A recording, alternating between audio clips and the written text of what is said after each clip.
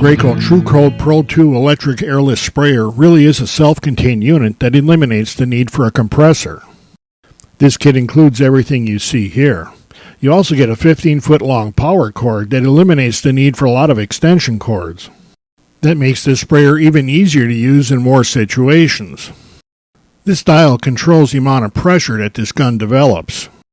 That lets you fine-tune the pressure for the type of material being sprayed and where you're spraying it. The gun comes equipped with a tip that's meant for most common latex and enamel paints. Other tips are available for other types of materials. Spray tips are going to clog at some point, and that can be a problem. But with this one, you just flip this handle back, pull the trigger, and it uses the gun's pressure to clear the nozzle. We'll show you this in action a little later. The grip on this gun fits the handle very well, and it makes using this sprayer a lot more comfortable. To keep the paint flowing at a lot of different angles, they include this weighted siphon pickup. The screen at the bottom is just another protection against lumps. You get a supply of little plastic bags that are used as liners for the paint cup, and this is a really good idea. Just open one up and put it down inside the container. If you're working alone, that rubber band you see helps prevent the bag from falling down inside when you're pouring the paint in. And notice that the paint is at its original thickness. We don't thin it for use with this sprayer.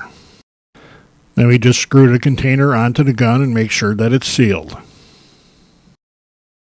To get the paint started up into the gun, we lift this lever into the priming position and then squeeze the trigger for about 10 seconds.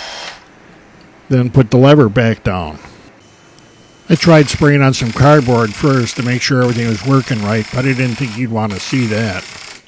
What you can see is how quickly this thing covers. You have to get used to adjusting the pressure for the material and moving your hand slowly to apply the material evenly. This is an old weathered pipe cover on my house, and you can imagine what it'd be like to try and paint this with a brush. The sprayer just covers everything up. The instruction manual has suggestions for pressure setting for different materials. I used that setting for this paint, and it seemed to work very well.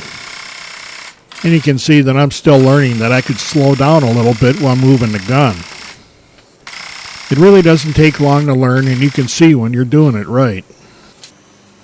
Here I tried shooting the edges of this piece to make sure that those were covered well before I painted the face.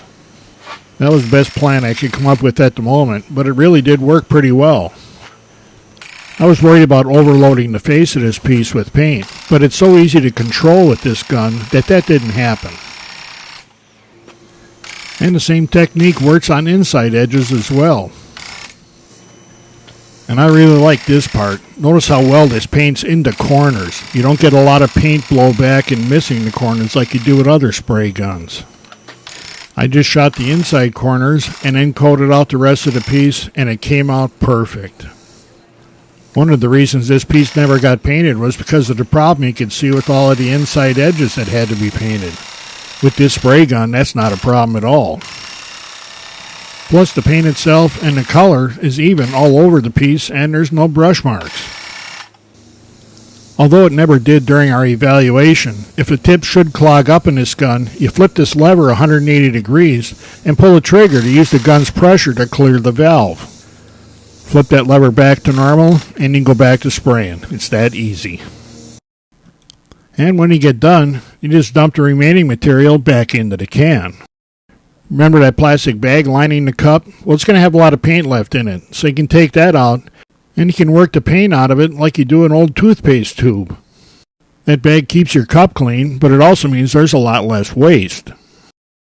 For cleanup, you use a solvent that's compatible with the paint you were spraying. In this case, we were using latex, so we cleaned it up with clear water. The kit includes some fluid that protects the gun when it's not in use, and you put that in after you're done cleaning it. Then you just wipe it down and put it away. So if you hate painting with a brush but don't want to buy a big compressor, you need to check out the TrueCoat Pro II electric handheld airless sprayer from Rockler.